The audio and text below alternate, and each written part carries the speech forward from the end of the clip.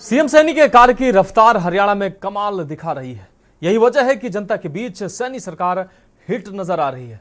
हाल ही में सीएम सैनी ने पंचकुला में गौसेवा सम्मेलन में शिरकत की और बड़ी घोषणाएं की हैं। ये रिपोर्ट देखिए। गौ सेवा सम्मेलन में सीएम सैनी ने बड़ी घोषणाएं की। गौवंश संरक्षण और गौशालाओं को सशक्त बनाने की दिशा में सैनी सरकार के कारगर कदम। प्रति गाय चारे के लिए अनुदान राशि बढ़ाने का ऐलान। 4 रुपए प्रतिदिन के हिसाब से चारे के लिए अनुदान राशि को 1 अगस्त से 5 गुना किया गया। अब प्रति गाय 20 रुपए प्रतिदिन के हिसाब से मिलेगा चारे के लिए अनुदान। नंदी के लिए 25 रुपए प्रतिदिन और बछड़ा के लिए 10 रुपए प्रतिदिन चारा अनुदान। बेसहारा गाय बछड़ा पकड़कर अपनी गौशाला में लाने के लिए तुरंत मिलेगा नगद भुगतान। ग्राम पंचायत द्वारा पट्टे पर पंचायती जमीन देने की स्वीकृति अब सीधे मुख्यमंत्री कार्यालय से मिल सकेगी। क्षमता के हिसाब से गौशालाओं को 1.25 लाख रुपए प्रति ई रिक्शा के मिलेंगे। वेटरनरी सर्जन और VLDA गौशालाओं में करेंगे गायों की जांच। देशी गाय रखने वाले किसानों को वर्ष में मिलेगा 30,000 का अनुदान। पंचकुला में मुख्यमंत्री नायब सिंह सैनी ने प्रदेश को बेसहारा गौवंश मुक्त प्रदेश बनाने के लिए बेसहारा गौवंश मुक्त अभियान का शुभारंभ किया।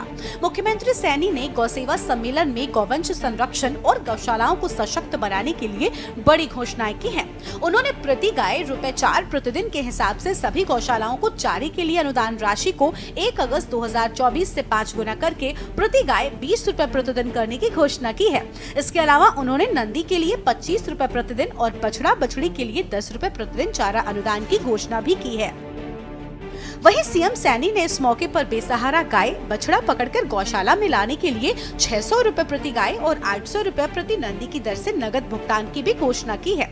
ऐसे पकड़े गए बेसहारा पशुओं में से बछड़ा बछड़ी के लिए 20 रुपए, गाय के लिए 30 और नंदी के लिए 40 रुपए प्रतिदिन चारे के लिए अनुदान दिया जाएगा। आज प्राय गौशालाओं द्वारा मांग की जा रही थी कि गौशालाओं में गौवंश के स्वास्थ्य की जांच के लिए पशु चिकित्सकों की सुव्यवस्था न होने के कारण दिक्कतों का सामना करना पड़ रहा है।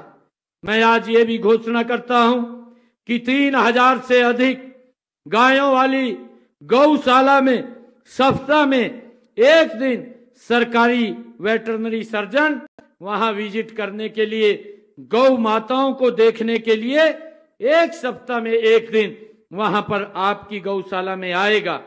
इसी प्रकार 3000 से कम गायों वाली गौशाला में सप्ताह में एक दिन सरकारी VLDA विजिट करेगा। मुझे ये खुशी है बताते हुए कि हमारी सरकार ने प्रदेश में 70 मोबाइल पशु चिकित्सालय भी उपलब्ध कराए हैं। मैंने आदेश दिए हैं कि अभी हर सप्ताह मैं एक दिन यह मोबाइल अस्पताल केवल गौशालाओं के गोवंश के उपचार, टेस्टिंग, टीकाकरण, गिनती आदि के लिए उपलब्ध होंगे।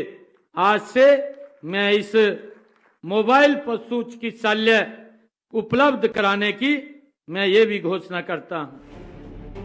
सीएम नायब सिंह सैनी ने घोषणा करते हुए कहा कि ग्राम शामलता भूमि हरियाणा संशोधन नियम 2023 के तहत अब सरकार की स्वीकृति के बाद कोई भी पंचायत अपनी पंचायती भूमि गौशाला की स्थापना के लिए 20 सालों के पट्टे पर किसी संस्थान को दे सकेगी। कहा कि हमने इस नियम के तहत अब तक 2 गौशालाओं को पंचायती भूमि पट्टे पर देने का काम किया, जिसमें जिला नूहू की ग्राम पंचायत हसनपुर और रंगला शामिल है। बताया कि सरकार ने ये भी निर्णय किया है कि ग्राम पंचायत द्वारा पट्टे पर पंचायती जमीन देने की ये स्वीकृति पहले मंत्री परिषद की बैठक में दी जाती थी। अब ये स्वीकृति मुख्यमंत्री कार्यालय से ही मिलनी शुरू हो जाएगी। प्रदेश में नई गौशाला के लिए जमीन खरीदने पर कोई स्टाम्प ड्यूटी नहीं लगेगी। साथ ही नई गौशाला के लिए ना तो CLU लेने की आवश्यकता होगी और ना ही कोई EDC या किसी किस्म की फीस देनी होगी। गौशाला में एक ट्यूबवेल लगाने के लिए कोई अनुमति आवश्यक नहीं होगी। सीएम सैनी ने कहा कि 1000 गायों वाली गौशाला के लिए 1 ई-रिक्शा व इससे अधिक गायों वाली गौशाला के लिए 2 ई-रिक्शा खरीद के लिए 1.25 लाख रुपए प्रति ई-रिक्शा दिए जाएंगे। उन्होंने कहा कि प्रदेश में पंजीकृत 675 गौशालाओं में से 331 गौशालाओं में सौर ऊर्जा प्लांट स्थापित किए जा चुके हैं। उन्होंने शेष 344 गौशालाओं में भी सौर ऊर्जा प्लांट स्थापित करने की घोषणा की है। उन्होंने कहा कि सौर ऊर्जा प्लांट के लिए गौसेवा आयोग की तरफ से 5% और हरेड़ा की तरफ से 85% अनुदान दिया जाएगा।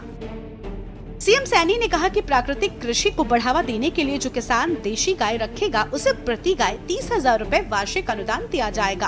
उन्होंने कहा कि हर शहर में पशु चिकित्सक, प्रशासक या सचिव नगर निकाय व गौशालाओं के प्रतिनिधियों की समिति गौशालाओं में गौवंश संख्या की तस्दीक करेगी। शहर में जब भी बेसहारा गौवंश सड़कों पर दिखेगा, गौशालाओं को उन्हें पकड़ने के लिए प्रोत्साहित किया जाएगा।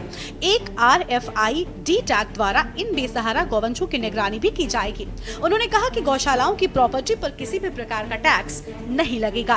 स्पेशल डेस्क के न्यूज इंडिया। आप देख रहे हैं के न्यूज, खबरों का सारथी।